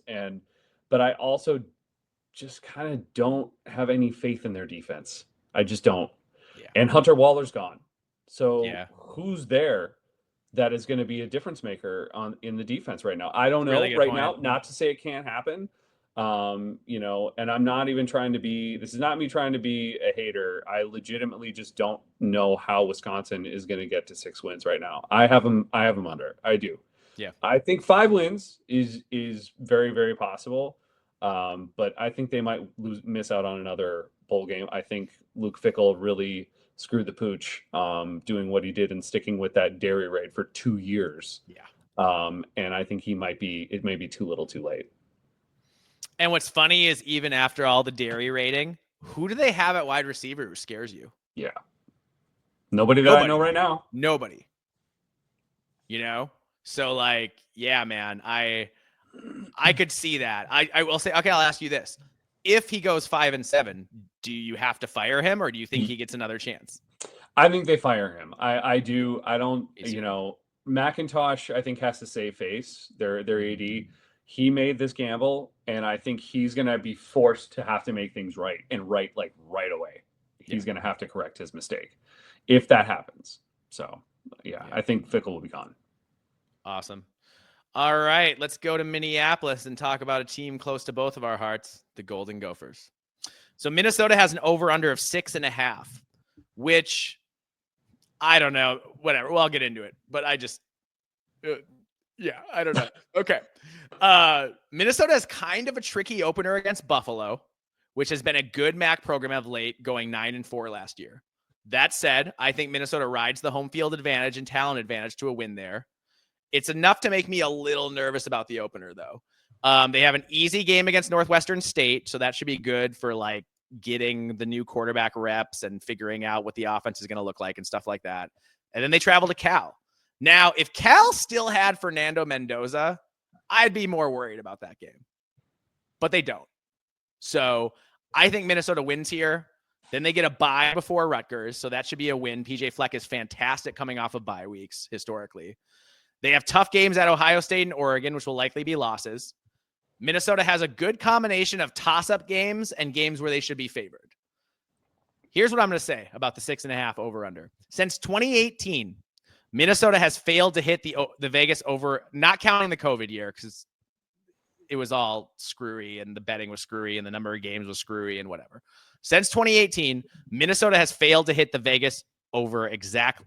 And like counting 2018, Minnesota has failed to hit the Vegas over exactly once in 2023. This year, barring major injuries, expect the Gophers to go over that win total once again. Minnesota should have a really competitive team. The big question marks are cornerback and offensive line. QB is a little bit of a question mark, although, man, I've seen Drake Lindsay in person several times, and I am extremely bullish on the potential of this guy. And he had a whole year to learn under Max Brosmer, our smartest quarterback we've ever had. And just, man, Lindsay, he's got the biggest arm of any Gopher QB since Adam Weber.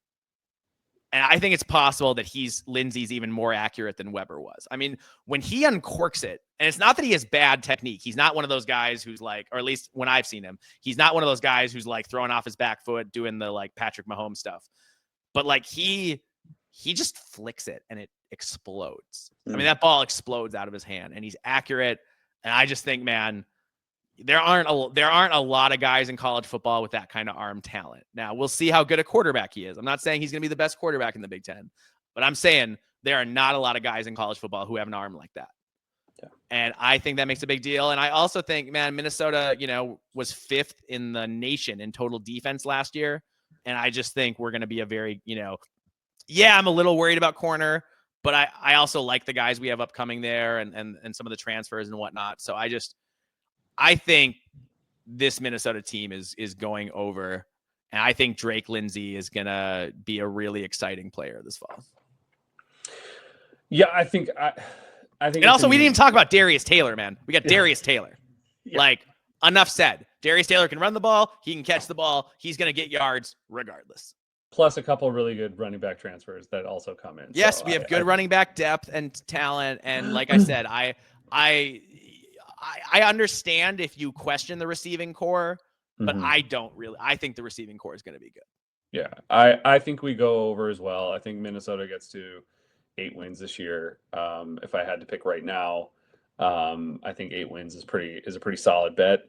For all the reasons you said, I just think that it's going to be a solid team. I think PJ is, other than a couple examples, like you said, I think that he's proven to field some really solid and competitive teams every single year and play tough. I mean, Minnesota, should have beaten Michigan last year. Should have beaten Penn State. Should have beaten Penn State.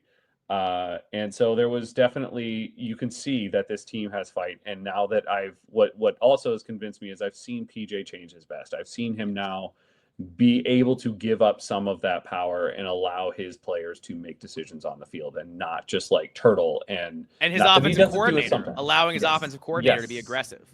Yes. So not all. I mean, he definitely did turtle, which in a couple occasions, which lost us the Penn State game. Yeah. Yep. Yeah. And it was too little, too late against Michigan as well. Like we should have been more aggressive in the first half, and that's why we probably lost that. Although we probably would have won by a touchdown.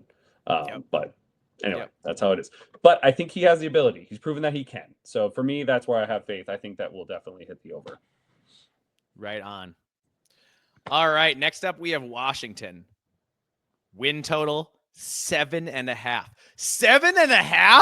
Look, I like Damon Williams, man. I love Jonah Coleman. I think Jed Fish is a good coach. But you're asking me to go over 7.5 for a guy in year 2 who hasn't had a chance to build up his roster yet? Yeah, Washington has an extremely favorable schedule, missing out on Ohio State and Penn State. But I just think this program is not yet mature enough to handle the pressure and go out there and win 2/3 of their regular season games. Mm-hmm. I just don't think it's going to, maybe I'm going to eat crow on this one, man, but I just don't see it. I got under. I'm the same. I think 7 wins is possible, but I don't think anything over that, so I got to go under as well. I think they make a bowl game. But that's it. I don't see it either. Not now. All right. Are you ready for things to get really interesting? Yeah. Let's talk about the Cornhuskers. Also at an over-under of 7.5. The good news is they should win their out-of-conference games to get to 3-0. That's positive. Mm-hmm. Dylan Raiola flashed at times last year, and it's year 2, so he should be improved. We can play the schedule game, and if you play it, Nebraska probably should win 8 games. They miss Ohio State and Oregon, which helps a ton. To me, John, this is a if not now, when moment for Nebraska. They had better be improved. They had better take advantage of the schedule. They had better get to 8 wins. Or else, what are you doing with Matt Rule exactly? If year 3 isn't any better than year 2, it makes you wonder if it's ever going to get any better. So I'm picking over. I don't see the wins yet. I don't. But I think Nebraska has some nice pieces. And also they're in a we need to win or our coach is getting fired kind of headspace. That can motivate a team. But Rule could easily slip up here too. And if Nebraska once again goes 6-6, they're going to be a lot, or 5-7. They're going to be a lot of unhappy natives in Lincoln who will suddenly wish they had a different coach. So it's a big season for Matt Rule. I'm giving him the benefit of the doubt and picking over. But again, like with my Wisconsin pick, I don't have any confidence in that pick. Smash the over, man. I mean, I don't see a loss. I think this is a national title winning team. I don't, I'm drinking the Kool-Aid. It's all in, man. No. Look, I just know that that's what, basically every national, media person wants to. But they're not this year. You notice they're not. There's way less hype because Nebraska didn't do well in the transfer portal. Yeah. Like they have in past years. So, and this is why my pick might surprise you. Because there isn't all that hype and all that pressure, I think they actually go over. Did we just both pick Nebraska to go over? We did. And here's why. Nebraska fans don't ever hate on us again. No. And here's the thing. Now, do I think they win any more than 8 games? No. But do they hit that over 7.5 mark? Yes. I think that they absolutely do. I think that schedule is very favorable. And I agree, if they don't win 8 games, then yeah, you're going to have to be like, what are we doing with Matt Rule? I also know that this, I don't buy into this stat, but I know a lot of, people are, when they talk about Nebraska, it's like, it's year 3 under Matt Rule. That's when everything takes off. Yep. And that's why a lot of, Husker fans or some of the national media, when they do talk about the Huskers, it's like, oh, well, a 10, 11 win season, that's what's going to happen. I'm like, no. We're not, we're in the Big Ten now. Like, let's remember that, but they don't take that into, Not the Big 12. It's no. not. So 8 wins, extremely successful season. I think Raiola does take a step forward. I'm not saying he's as prolific as a lot of people want him to be, but I think he's definitely going to look improved. I think the defense gets back to a place where they're solid, because you saw parts of it start to happen last year, especially against Ohio State. Mm-hmm. And so I think that they're going to get more consistent across the board and be a solid team. And like I said, with that schedule, I think they're going to be able to pull it off. And so, yeah, I see the over. I do. Yeah. Wow. All right. I'm going to when we post this pod, we're going to be like, hey, Nebraska, we both picked the over. What do you want now? What do you think now? All right. Next up, also 7.5 wins. We have Iowa. Now, I'll start by talking about Iowa State lost a lot, including their top 2 wide receivers. So I think their loss allows Iowa to once again regain the Cy-Hawk Trophy. Iowa should absolutely hit the over this year. They should be better at QB. The D should be stout. It's totally possible that they replace Caleb Johnson with somebody who, like Kamari Moulton, who, well, not as good, is still good enough to be a weapon at running back. Mm-hmm. Iowa's largely been on a heater for like a decade. They underachieved last year. I think Iowa bounces back this year in a big way. Yeah, I think Iowa does too. I think they hit the over. I think last year they had the opportunity to win more games than what they'll win this year. But I think last year they had an easier schedule, and they had Caleb Johnson. Last year they should have made a run at a playoff. Agreed. Yeah. I think they win 8 or 9 games this year, though. I definitely see that for all the reasons you mentioned. Yep. All right. USC also 7.5. John, I flat out don't believe in Lincoln Riley at this point. I don't.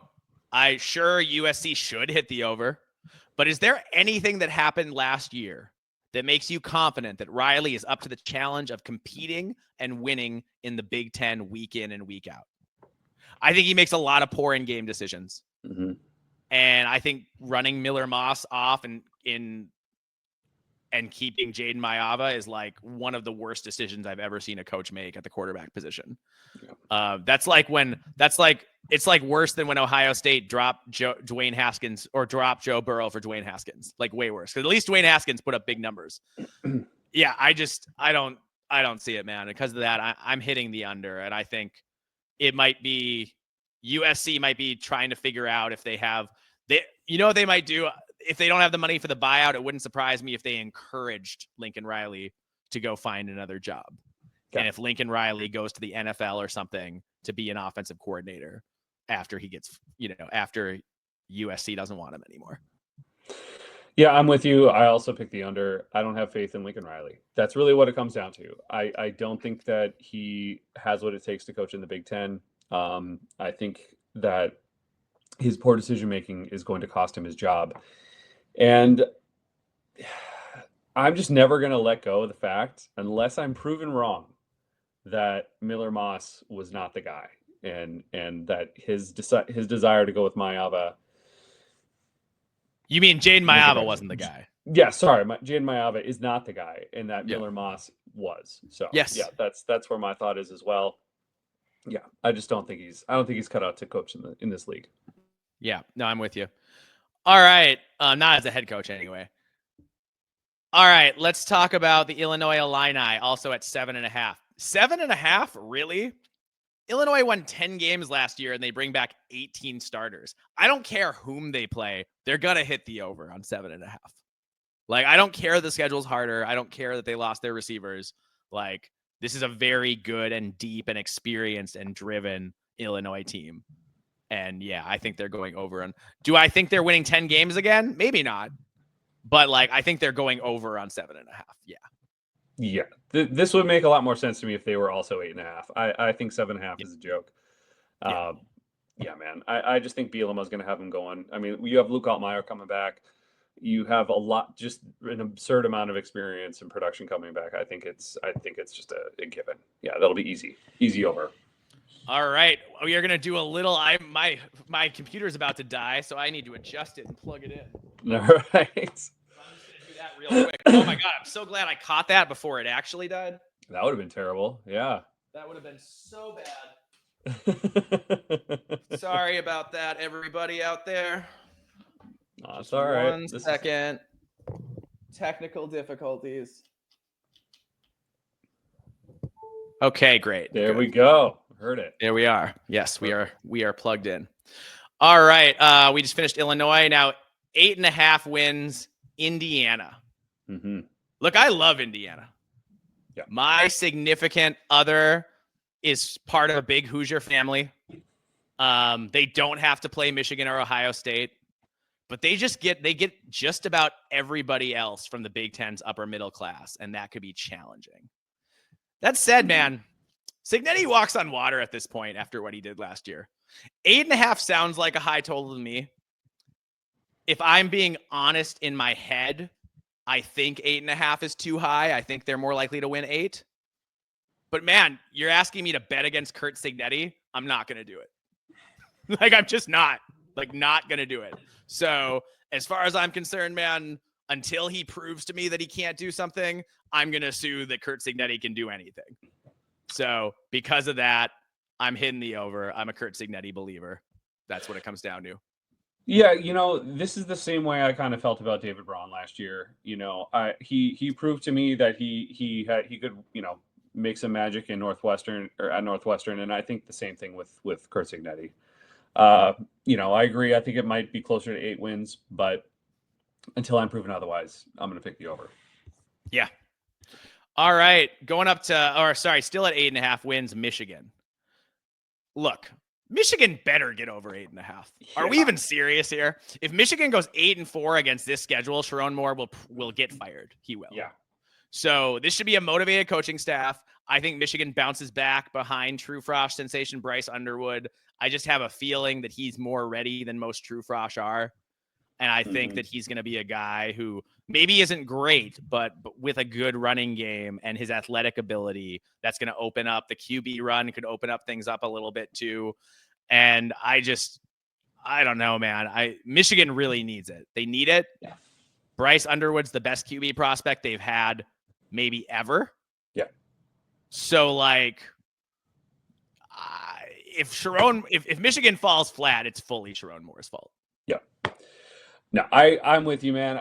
If they don't go over 8.5 wins with that schedule, then it's an absolute failure. And Sharon, it's a really favorable schedule. Yeah, because they don't play. I forget who they don't play. I don't have the schedule up next to me, but it's a really favorable schedule. Yeah. Right on. All right. Oregon 10.5. Over, man. 100%. As far as I'm concerned, and you know what? I'm going to put Ohio State's at 10.5 too. I'm saying over. Oregon and Ohio State have both separated themselves from the rest of the league, even with all their personnel losses. I just think both of them have stacked a crazy amount of talent, both in the portal and through traditional recruiting. So I think Oregon, their portal stuff makes up for any deficiencies they have from their normal recruiting. And Ohio State, man, they have the best roster in the Big Ten every single year. Yeah. I'm always picking Ohio State to go over.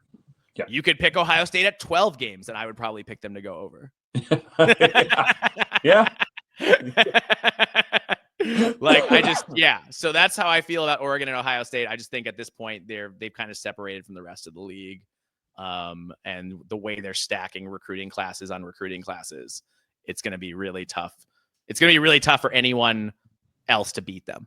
Yeah, no, I totally agree. I really, there's nothing else to say than what you've already said. There's no reason they shouldn't go over 10.5 in my opinion either. So I love how we're a Big Ten podcast that sometimes doesn't talk about the helmet schools that much. Cause what are we going to say other than they're so good? Yeah. There's not much to add. I'm sorry, Yeah. And there's nothing new to speak on other than the fact, yeah, they're amazing. What else do you want? Everywhere, we could maybe nitpick places here and there, but as of right now, man, I don't know what else to say. Ohio State's earned it, and so has Oregon. I'll nitpick and I'll say if Ohio State goes under, it's going to be because either Brian Hartline at offensive coordinator or Matt Patricia at defensive coordinator wasn't up to the job. Fair. Like, if they go under, if they lose a couple games, then I just think that it's a coaching problem because there's no personnel problems on those rosters. Sure. Agreed. Yeah. All right, we're to our last team, John. Also at 10.5, Penn State. Look, I think Penn State's great. I think Penn State could go undefeated. Drew Aller could take another step and be the best quarterback in college football. I think that's totally possible. But if I'm being honest, I don't think Drew Aller gets that much better.